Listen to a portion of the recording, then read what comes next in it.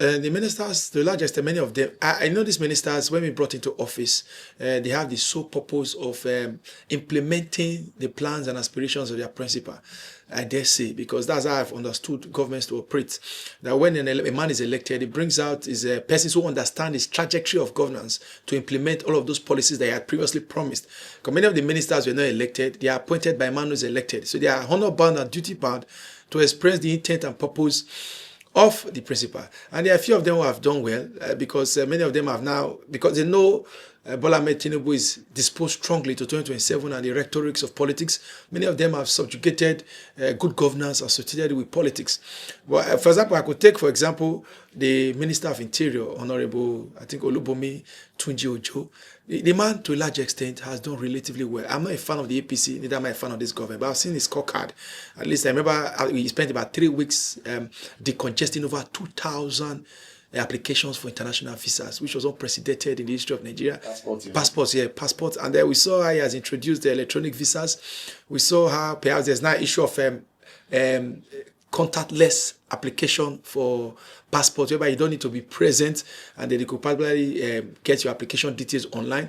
And then Mufo also watched where he there's some persons who were previously convicted, about 2,000 of them with the option of fine that couldn't pay fine, and they were causing congestion of the security of the prisons. The man practically went in and paid fine for over 2,000 persons to be released. I also saw the promotions he did of about 50,000 persons in these last 2 years.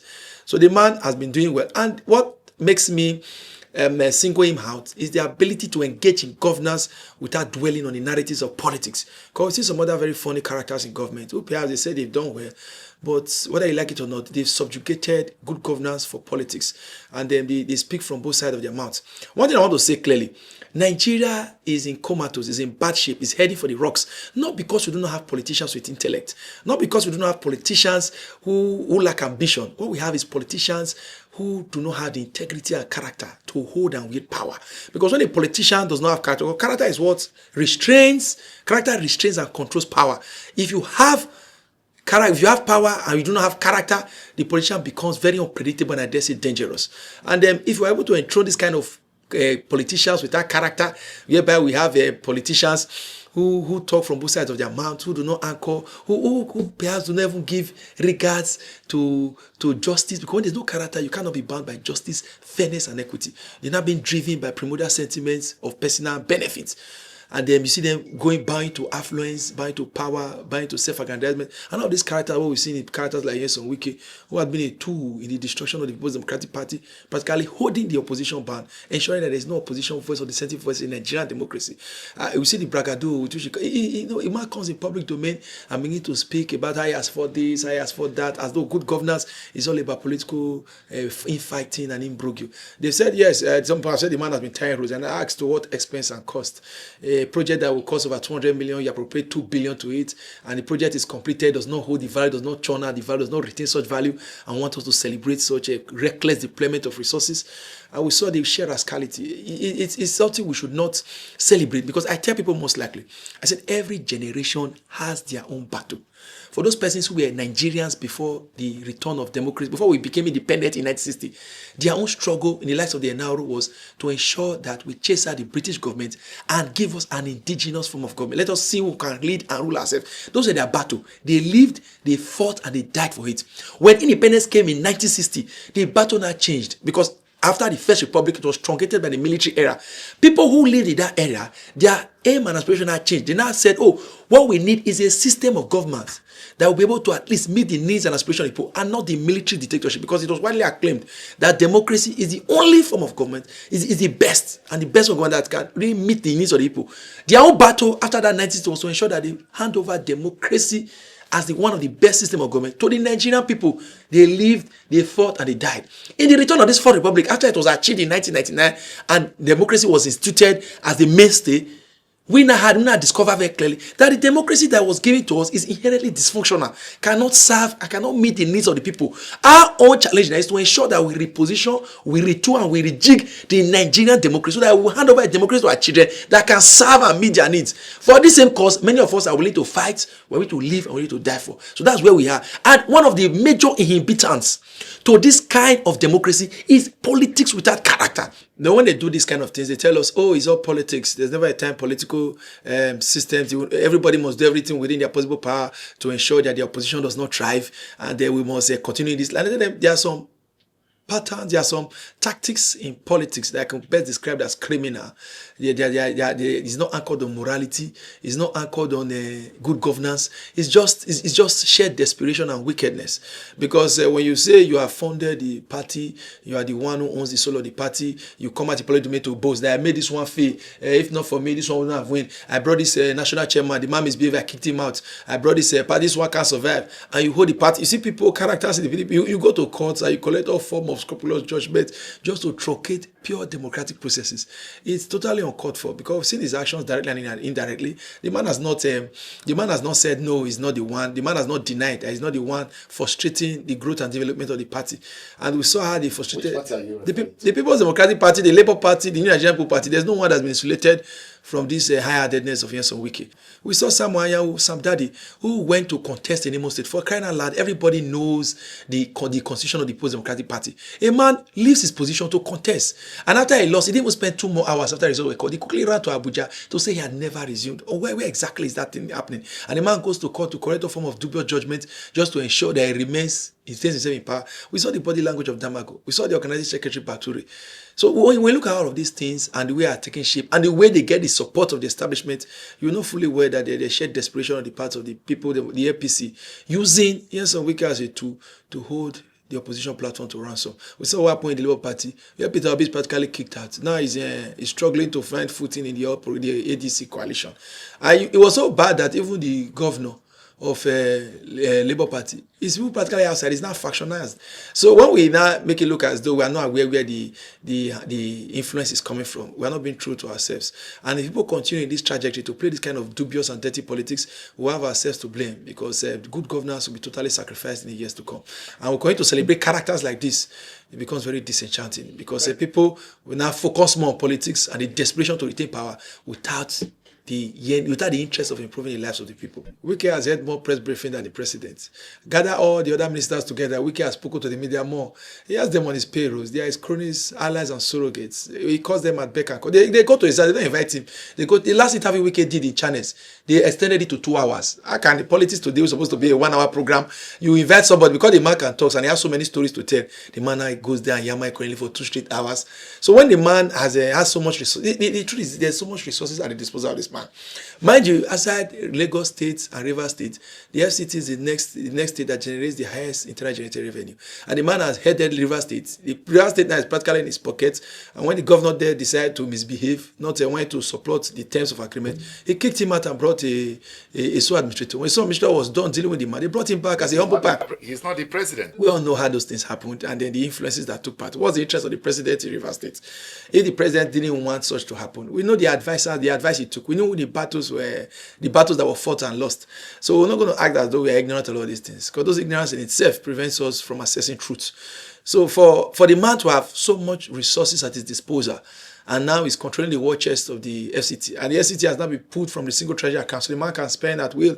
And yet there's now a big dichotomy between the rich and the poor, the house and the house not. Mind you, all the money that was removed from subsidy was being handed over to politicians to ensure that they could. So the people are now paying to ensure that the political leaders and masters have more resources at their disposal to continue to weaponize poverty and the machinations of power.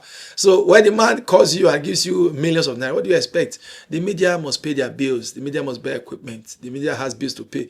And as such, it's practically impossible for them not to sing his praises. But for many of us who know the truth, who are called on the principle of fair hearing, we know that all of these things won't last and they won't stand the test of time. Because sooner or later, okay, for example, now you've heard the allegation that was being brought forward by the Sarah reporters. They said that the man has buildings in Florida that was not declared in the Code of Conduct Bureau before he came government. That the properties he had in Florida, obviously about 3 buildings, 3 different properties that was being bought, and then under the surrogates and cronies of his family members. And why is the media not reporting it? We saw recently Uche Naji that was heated up vehemently, and the man was forced to resign, making it the first minister to resign. If not for the crucifixion of the media, the Nigerian media, the 4th estate of the realm, do you think the man would have resigned? Do you think he would have willingly come out to say no. No, because the media was able to buttress that point. They brought it. It was an issue being discussed. But why is Wike will not finding traction in media? Because these people have resources to cover whatever actions and inactions they've done. I heard, it was even reported that the man has quickly reached out to the Code of Conduct Bureau to bring out the file so that I can quickly go and re-edit the asset declaration he did to capture those properties. But unfortunately, those funds have been submitted to the EFCC. But also no controls the EFCC. So all of these battles is just a cycle we're rounding in. And the man, the problem I have is that the actions and inactions of this man is further nudging. It's not just destroying the present, it's also destroying the future. Because when Nigeria continue to churn out politicians with that character, then there's no hope for the Nigerian future. Because as long as the new generation politicians begin to see that right is might, that might is right rather, that whoever has the power could decide what is right and what is wrong, then there's no possibility of you wanting to turn towards the issues of truth. Those values and virtues practically mean nothing. People now want to get whatever they have and ensure that they use it for their personal aggrandizement. It's not so. All of this narrative needs to be repositioned. That's why we cannot continue to going to lip sync those persons who have power because they have it and they wield it recklessly. Let us begin to enthrone civility in our policy. Let us begin to enthrone characters. Those persons who are dispassionate in bringing home the dividends of democracy. Those people who want to be seen as examples. Because what we see in Nigerian democracy is that when they express this high level of political recklessness, after some years they'll come back and they start begging. A couple of days ago, I think a month ago now, I watched when Olusegun Obasanjo was saying that, oh, where it's going now is not very far. When I think it was being paid visit by the ADC group. That where it's going to is not very close, at least it's getting close to his grave, that he wants to ensure that Nigeria works. I looked at him and I laughed. And I said it was the man whom Nigerian Fourth Republic was handed over to. He had the capacity to reposition and ensure that Nigeria has sustainable democracy. What did he do? We saw the level of recklessness and shared. He portrayed well, he was the leader and so heir of the People's Democratic Party. And today he's regretting. We saw how Babangida came out and wrote a book and was also regretting. So now later Tinubu will also come out and start regretting. Even this year some week he will come out and start regretting. But do we have to regret before we make change? Do we have to walk earnestly in this dreaded path before we now begin to recollect our steps? So for me, I just believe that these people should not be celebrated. We should call a spade a spade. Nigeria cannot progress without values and virtues. If we cannot anchor our democracy on justice, fairness, truth, and equity, then there is no hope for the Nigerian people. If politicians cannot relegate politics to the background and focus on governance and development, then there is nothing to hope for because we cannot continue with this trajectory. But I will predict sooner or later that if Tinubu does not cut to size, yes, Wike will become a heavy political liability as we roll over into 2027. Because I've evaluated the man's political. You see, many people may say, oh, he has been able to subdue the River State people. Now, River State is in the pocket of Tinubu, and I laugh. Because I'm from the South, and I know the resolute spirit of an average Southerner, especially many of us who are from the Nigerian Delta areas. See, the calculation to say that because, Wike has consistently or completely bullied SYMFONI and the River State people, putting a sole administrator that the vote will go where it pleases is a far cry from reality. The people may actually revolt. They may express their dissenting opinion. They may punish Tinubu for the actions and inactions of Wike. And because the media is singing the praise of the man does not mean that the people are in tandem with the media. Whether you like it or not, the man must have done a few things in Abuja. At least there's some infrastructure project that could be tied to his name.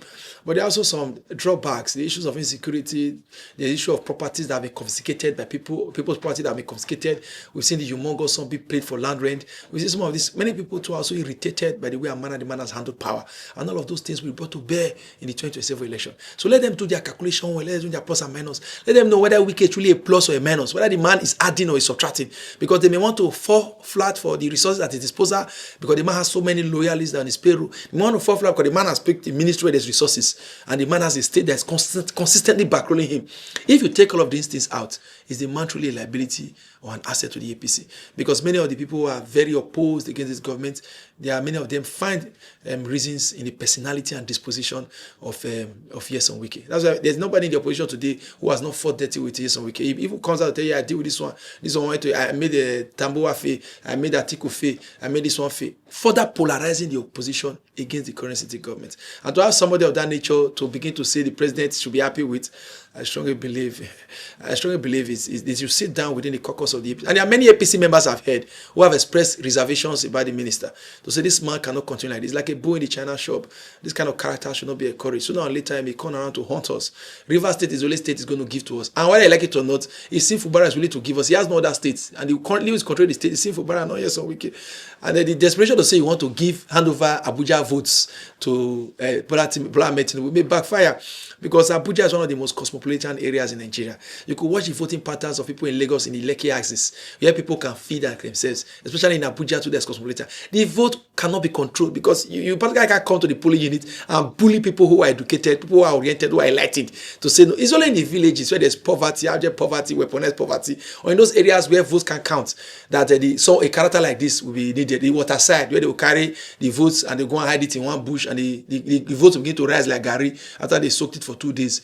All of those things can happen in a cosmopolitan area like Abuja or perhaps Lagos, where people have the ability to express themselves on the ballot and maintain consistency in managing their votes. So the man will not be able to give them the result they desire, whether they like it or not. The man is just only fretting away their resources, and if they are not careful, we bring them more embarrassment than plus, because going forward, a lot of campaign of calumny is already rising, brewing in the dark about the man's sheer recklessness, the misappropriation of resources. And then when these things are brought to light, and if the man fails to resign, just like Mr. Akpoti-Uduaghan had done, it will become a real thorn in the flesh of the... But these are all allegations. There has not been any proving. Uche Onamdi's was also an allegation. They said it was alleged that the man had forged the certificate. It wasn't proven before he resigned. And for the fact that this one has been brought forward, the allegations that are very potent. And one of such is the Florida, this two-story, $2 million two-story apartment that's been linked to the name of Jason Wike that was not declared during his asset verification. It may be an allegation, but the man has not come out to say, no, that thing don't exist. He only said it's political witch hunting, that sooner or later they will get tired. But I dare say, as the facts and figures continue to emerge from the shadows, the man will be cornered and boxed. And the earlier these leaders and masters of the APC get to cut him, get rid of him, it will drag them into the mud, I can show you. When you have a cancer, it's better to lose the part of the body that is cancerous than to lose the whole body. And when it gets to that stage, when they get to realize that the man is indeed a cancer or a thorn to the flesh of the APC, letting him go will not be a simple deal.